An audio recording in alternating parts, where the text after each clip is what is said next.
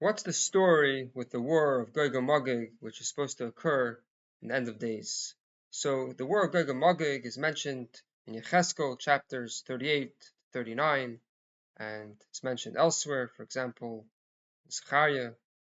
And it describes a big war in which many nations are going to come and attack the Jewish people, and the Jewish people are going to emerge victorious. So there isn't a lot of information in Chazal exactly how this is going to play out. There are opinions that hold this war is going to be before Mashiach is coming. There are opinions that hold that it's going to come after Mashiach is coming. And some say that during the war, Mashiach ben Yosef is going to die, and Mashiach ben David is going to come and going to redeem us from exile. But there wasn't a big emphasis in Chazal about all the details how this war is going to play out. And for example, the Lubavitcher Rebbe, who talked about Mashiach extensively, didn't really discuss Gog U'Magog. He didn't really mention it. And the Rambam writes about delving into these matters that it doesn't really bring a person to fear Hashem better or love Hashem better, and he discourages people from delving into these matters as they don't help us. And there's a tradition from the Baal Shem Tov that the war of Gog U'Magog was supposed to happen in one shot, as it describes in Yecheskel.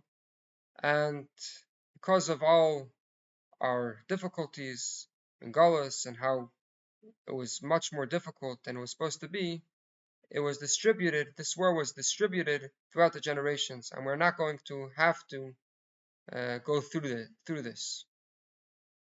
So there are different people that discuss whether different wars that happened at different times is Gog U'Magog. For example, now many people are talking about if the war with Iran is the war of Gog U'Magog. But if you look into the verses, you would see that the attack on Israel is when Israel was at peace for many years already, and of course this is not the case today.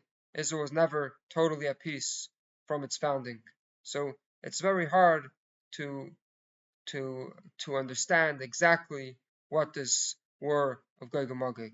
And what's important for us to understand is that our priority has to be to perform acts of goodness and kindness, to do mitzvahs, to learn Torah, to bring Mashiach.